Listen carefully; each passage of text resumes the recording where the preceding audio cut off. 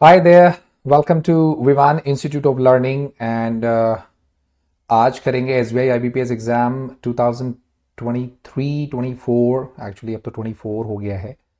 तो इसके प्रैक्टिस करेंगे जी। एग्ज़ाम 24 में ही है। I think first week of January में ही आप लोगों का एग्ज़ाम है। तो एज एवरीवन इज़ अवेयर, तो चलिए कुछ क्वेश्चंस प्रैक्टिस करेंगे। ठीक है, इसको 24 कर देते हैं। चलिए जी। तो ये रहा पहला क्वेश्चन का डायरेक्शंस आपके लिए। In the given statement some words have been highlighted, कुछ वर्ड हाईलाइटेड हैं। These words may not be at the correct place, ये करेक्ट प्लेस पर नहीं होंगे। Making the sentence grammatically and contextually incorrect, और इस वजह से ये सेंटेंस ग्रामेटिकली और कॉन्टेक्चुअली इनकरेक्ट है। Choose the option which represents the correct sequence of words, आपको करेक्ट सीक्वेंस बताना है, यानी कि पैराजिम्बल के क्वेश्चंस हैं, वर्ड पैराजम्बल जिसे हम कहते हैं। और अगर आपको लगता है कि कोई अरेंजमेंट की रिक्वायरमेंट नहीं है तो ऑप्शन ई पढ़ें। यहां पर मैं एक पॉइंट पहले ही मार्क कर दूं कि डायरेक्शंस को पढ़ना बहुत बहुत जरूरी होता है। Do not ever miss the directions. चलिए जी, ये रहा पहला क्वेश्चन। वीडियो को पॉज करके आप लोग एक सेकेंड, ओहो ओहो ओहो, ये तो सब जल्दी जल्दी हो गया। हाँ जी, वीडियो को पॉज करके जल्दी से आप लोग अपना आंसर मार्क कर लेंगे। तो क्वेश्चन है, आई होप आपने कर लिया होगा। अब देखिए जी। Sheela was absence to see the condition of her alarmed and what it had become in her house. तो शीला वॉज, अब जैसे ही हम पढ़ते हैं forms of be, is, am, are, was, वर्ज होती है, तो हमें पता है इनके साथ क्या क्या आ सकता है। नाउन आ सकता है, एडजेक्टिव आ सकता है, वर्ब की थर्ड फॉर्म आ सकती है पैसिव वॉइस में, या फिर फर्स्ट फॉर्म में आईएनजी आ सकता है कॉन्टिन्यूअस टेंस में। देखिए, जब हम अच्छी प्रैक्टिस में होते हैं ना, तो हमारा जो ब्रेन है वो तुरंत हमें याद दिलाता है कि भाई was were is am are के साथ तो नाउन एडजेक्टिव आएगा, थर्ड फॉर्म आएगी, या फिर आईएनजी आएगा। ना तो एब्सेंस जो वर्ड है, अब एब्सेंस जो वर्ड है वो नाउन तो है, लेकिन एब्सेंस एक प्रैक्टिस वाला नाउन है जो वॉज वर्ड के साथ यहां पर कोई मीनिंग डिलीवर नहीं कर रहा है ना। तो she was absence to see the condition. Condition, किसी की कंडीशन को देखकर आप एब्सेंस नहीं होते, आप अलार्म्ड हो जाते हैं। Your alert and alarmed. ठीक है, तो she was alarmed to see the condition of her, उसकी कंडीशन देखकर शीला अलार्म्ड हो गई थी। And what it had become in her absence.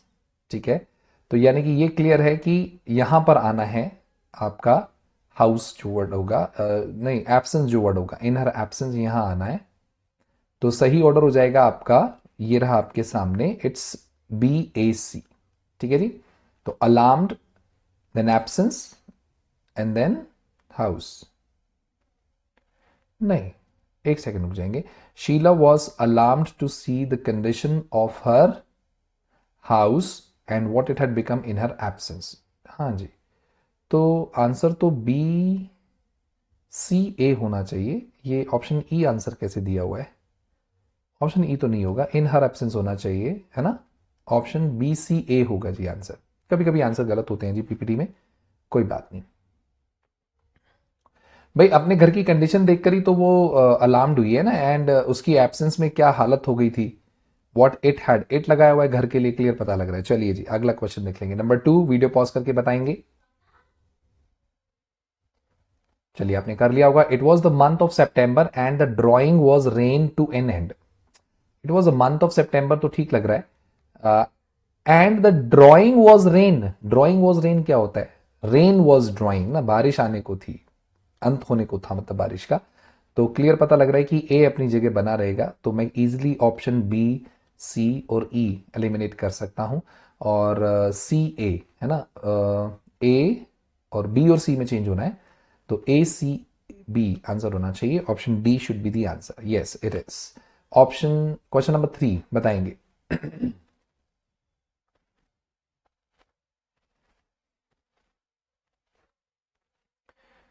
Even though nobody taught her cook, taught her cook थोड़ा होता है। वर्ब की फर्स्ट फॉर्म जो है वो नाउन का काम थोड़ा करेगी, जेरेंड करता है ना नाउन का काम, तो फर्स्ट फॉर्म में आईएनजी लगा देते हैं। टॉट हर वॉट, देखिए यहां पर वर्ब जो है ट्रांजिटिव है, इसको वॉट का आंसर चाहिए। क्या सिखाया? कुकिंग सिखाई ना, तो पता लग रहा है। And she was a wonderful cook, meaning से ही पता लग रहा है कि बी और सी चेंज होंगे, नोबडी बिल्कुल ठीक है। तो ACB should be the answer. Option D answer होना चाहिए। Yes it is. ये सब गड़बड़ क्यों हो रखा है भाई? BAC कैसे आंसर हो जाएगा? इवन दो कुक नहीं भाई, ये सब आंसर गलत हो रखे हैं यहाँ पर, ध्यान रखना जी, डी आएगा। नेक्स्ट अरेंजमेंट करेंगे, वीडियो पॉज कर लेंगे, फटाफट से अरेंजमेंट करके दिखाइए। आई होप आपने कर लिया है। देखिए तो कह रहा है दिस ग्लोबल प्रेजेंस, ये जो ग्लोबल प्रेजेंस, अब आपको पता है दिस तो प्रोनाउन है और प्रोनाउन तो नाउन के बाद आता है, यानी कि जो ग्लोबल प्रेजेंस है, ये ग्लोबल प्रेजेंस कहीं ना कहीं मेंशन होगी। वैसे ये दिस यहां पर प्रोनाउन नहीं है, मैं आपको बता दूं, ये यहां पर डिटरमिनर का काम कर रहा है क्योंकि पॉइंट आउट कर रहा है।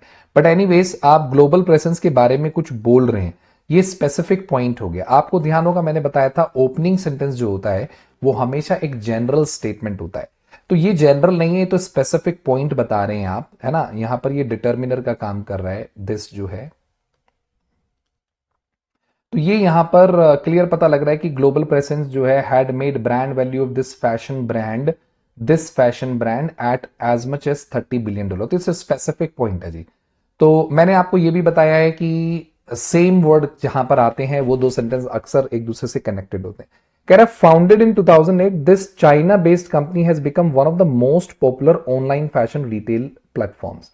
तो ये कंपनी 2008 में चाइना बेस्ड कंपनी है जी, और ये अब most popular online fashion retail platform में से एक बन गई है। वन ऑफ जहां पर भी आता है ध्यान रखिए वो बाद में आता है, पहले आप कुछ बोलते हैं और फिर आप बताते हैं कि it is one of the most popular retail platform, तो डेफिनेटली ये तो किसी को फॉलो करेगा। थर्ड पॉइंट मैं आपको फिर से याद दिला दूं कि जब हम पैराजंबल करते हैं तो हमें मैंडेटरी पेयर्स फाइंड करने होते हैं। The company S is a clothing platform that has always delivered to fashion lover. ये क्लियर पता लग रहा है, ओपनिंग सेंटेंस है ना, पहले आप नाउन मेंशन करोगे ना, कंपनी का नाम बताओगे जब भी तो बताओगे कि वो 2008 में बनी, तो इससे ये भी पता लग रहा है कि सी और बी जो है वो मैंडेटरी पेयर बनाएंगे जहां तक मुझे लग रहा है। ठीक है जी, क्लोथिंग प्लेटफॉर्म है और हमेशा अपने फैशन लवर्स को डिलीवर करता है। This popularity is not just in India but in over 222 countries across the world. और ये जो इसकी पॉपुलैरिटी है ये केवल इंडिया में ही नहीं है जी, ये अक्रॉस द वर्ल्ड है, तो इसकी पॉपुलैरिटी की बात कर रहा है। अब ये पॉपुलैरिटी जो है, आप देखिए सिमिलर टर्म्स ढूंढा करो, पॉपुलैरिटी का मतलब क्या है, मोस्ट पॉपुलर ही तो है ये, तो डेफिनेटली मुझे तो सी बी और डी ये ऑर्डर बनता हुआ दिख रहा है ना जी। इसके बाद है however apart from the financial information there is little we know about the clothing giant and know even lesser about how the clothing is made. कह रहे हैं लेकिन अगर हम बात करें फाइनेंशियल इंफॉर्मेशन के अलावा तो हमें बिल्कुल ना के बराबर इंफॉर्मेशन है। खाली लिटिल का मतलब होता है ना के बराबर, है ना। क्लोथिंग जाइंट के बाद, जाइंट माने बहुत बड़ा ब्रांड है ये, और हमें बिल्कुल नहीं पता कि कपड़े कैसे बनते हैं, तो फाइनेंशियल इंफॉर्मेशन यहां सेंटेंस ए में दी गई है जी इसकी, है ना। तो इसके अलावा हमें कुछ नहीं पता, तो क्लियर पता लग रहा है ए आएगा और फी आएगा। तो आई होप आप लोगों का सभी का order C B D A E ही रहा होगा। चलिए जी, थैंक यू वेरी मच, आगे बढ़ते हैं। ये रहा क्वेश्चन नंबर 5। डायरेक्शंस पढ़ लेंगे। In the following questions a word is given which has been used in 3 statements given below. 3 statement में यूज हुआ है जी वर्ड, आपको आइडेंटिफाई करना है ऐसा स्टेटमेंट जिसमें ये कॉन्टेक्चुअली फिट होता है और लॉजिकल मीनिंग देता है। तो बोर्ड वर्ड है, आपको पता ही है इंग्लिश में एक वर्ड के मल्टीपल मीनिंग्स हो सकते हैं, है ना। तो जैसे कई बार पार्ट्स ऑफ स्पीच भी अलग अलग होती है, तो वीडियो पॉज करके बताएंगे आंसर अपना।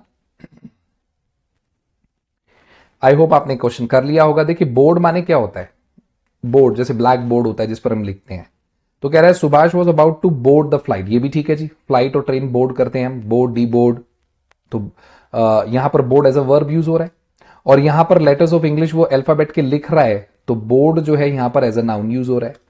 और कह रहा है Avilash was a board minded person, ये फ्रेज गलत कर दिया ना, ब्रॉड माइंडेड होता है जी, है ना, कि जिसकी सोच नैरो नहीं होती, जो नैरो माइंडेड नहीं होते, ठीक है। ही वॉज नॉट कंजर्वेटिव, ठीक है, he was rather open minded and क्या बोलते हैं जो contemporary to the time. So the answer of this question is option A, both A and B are correct. बहुत बढ़िया। चलिए नेक्स्ट देख लेते हैं। से नहीं, अलग क्वेश्चन है जी। आपको रॉन्गली स्पेल्ड वर्ड ढूंढना है, या हो सकता है वो वर्ड इनअप्रोप्रिएट हो, जरूरी नहीं है स्पेलिंग का ही एरर हो, बट हो सकता है। तो जो लेटर बोर्ड में बोल्ड है इन्हीं में एरर है। फटाफट से पॉज करके बताएंगे क्या आंसर है। कह रहे the ice skaters new blades help her move much faster than the old. तो जो नए ब्लेड्स थे, स्केट्स करते हैं ना जी, उसमें नीचे शायद ब्लेड्स वगैरह लगे होते हैं, तो कह रहा है वो बड़ा हेल्प कर रहे थे उसको। And smart blades she use to compete in faster than the old smart blades she use to compete in. तो देखो क्लियर पता लग रहा है जो नए ब्लेड हैं वो फास्टर हैं, तो जो पुराने ब्लेड होंगे वो फास्टर थोड़ा होंगे, स्मार्ट थोड़ा होंगे।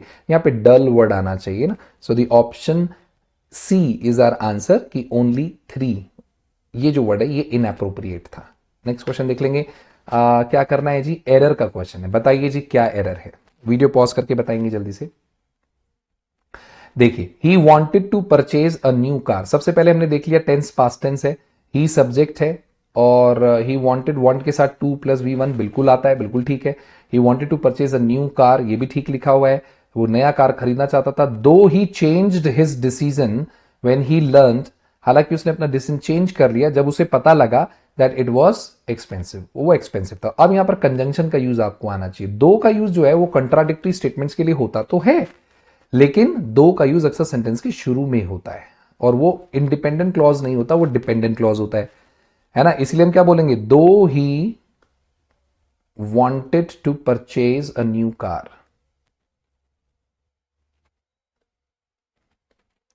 though he wanted to purchase a new car, comma he changed his mind। फिर हम ऐसे बोलते इसको, he changed his mind, है ना। और दो और ऑल दो दोनों सेम वर्ड होते हैं, ध्यान रखेंगे। बस ऑल दो थोड़ा फॉर्मल होता है, दो थोड़ा कैजुअल हो जाता है, बाकी यूज दोनों हो सकते हैं। और इनके साथ में या तो आपको कॉमा लगाना होता है या फिर आपको येट लगाना होता है। तो यहां पर बच्चा बट आएगा, कॉमा लगा हुआ है वैसे भी, ध्यान से देखो तो क्लियर पता लग रहा है कि ये हमारा जो है कंपाउंड सेंटेंस है, ठीक है, और साथ में कॉम्प्लेक्स भी है। This is combination of compound plus complex, क्योंकि वेन यहां पर सबऑर्डिनेटिंग कंजंक्शन का काम कर रहा है। इसीलिए मैं बोलता हूं कि बैंकिंग के जितने भी एस्पिरेंट्स हैं उनको जरूर जरूर जरूर टाइप्स ऑफ सेंटेंसेस की प्रैक्टिस करनी चाहिए। Simple to compound, compound to complex, ये टॉपिक आप लोगों के लिए बहुत इंपॉर्टेंट हो जाता है। चलिए जी आगे बढ़ते हैं। सो आंसर हो गया सेंटेंस का सेकंड पार्ट। चलिए बताएंगे जी क्या एरर है, वीडियो पॉज कर लेंगे और बताएंगे। Everyone was talking either about the annual result or their plan for their 10-week long summer vacation। तो सब लोग बात कर रहे थे या तो अपने एनुअल रिजल्ट की और या फिर अपने प्लान की, 10 वीक का लॉन्ग समर वैकेशन है। अब यहां पर आप देख सकते हो, वैसे तो हम 10 वीक्स बोलते हैं, लेकिन यहां पर हाइफन लगाकर 10 वीक लॉन्ग समर, ये हमने पूरा का पूरा ना एडजेक्टिव फ्रेज बना लिया है। तो जब आप किसी नाउन को एडजेक्टिव फ्रेज बनाते हो, क्योंकि जो आगे वर्ड लिखा हुआ है वैकेशन वो खुद नाउन है, तो एडजेक्टिव फ्रेज बनाते हैं जब हम किसी नाउन को, तो उसमें एस नहीं लगाते, अदरवाइज तो 10 वीक्स होता है, इसलिए इसमें कोई एरर नहीं है। बट यहां पर आप ध्यान से देखिए कि थ्रू आउट जो है वो यहां पर देयर लिखा हुआ है, तो उनके प्लान नहीं होंगे ना, उनके प्लान्स होंगे, सबके प्लान अलग अलग होंगे ना, तो यहां पर एस लगेगा। ठीक है जी। सो आंसर हो गया हमारा part 3। Next question, video pause करेंगे और बताएंगे।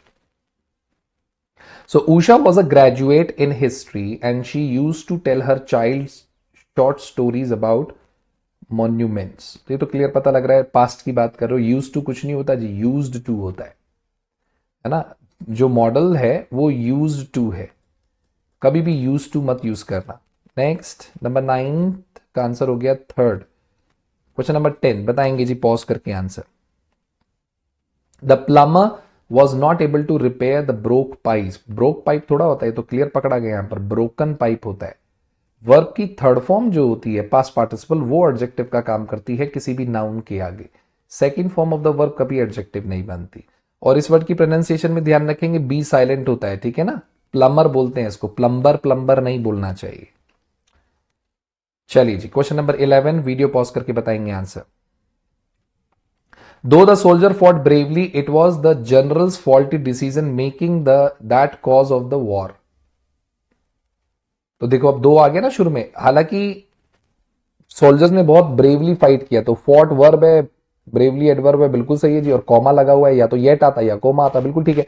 It was the generals faulty decision, ये भी ठीक है। अपोस्ट्रोफी एस तो लग सकता है इंसान के डिसीजन के लिए, उसकी डिसीजन मेकिंग थी जिसकी वजह से लड़ाई हुई, तो that it was the general's faulty decision making that caused, that cause of the war नहीं, that caused the war होना चाहिए।